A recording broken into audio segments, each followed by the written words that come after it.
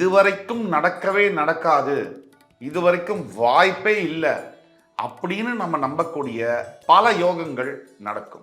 இந்த சோஷியல் மீடியாவை பொறுத்த வரைக்கும் ஹேட்டர்ஸ், அதாவது எப்பவுமே வெறுப்பாளர்கள், எதையுமே தப்பாவே பேசக்கூடிய, நெகட்டிவா பேசக்கூடிய கண்ணோட்டம் உடையவர்கள் எல்லா இடத்துலையும் இருப்பாங்க. சோஷியல் மீடியாவில் எஸ்பெஷலி நிறைய இருப்பாங்க. பெரிய மகான் ராகவேந்திர சுவாமியே பேசினாலும் அவங்க அதை தான் பேசுவாங்க. அதை பற்றி நம்ம கவலைப்பட போகிறோம். ஆனால் உங்களுக்கு ரிஷபராசி என்பவர்களுக்கு மிகப்பெரிய யோகமான மாற்றங்கள், வாழ்வையே மாற்றக்கூடிய மாற்றங்கள் நடக்கும்.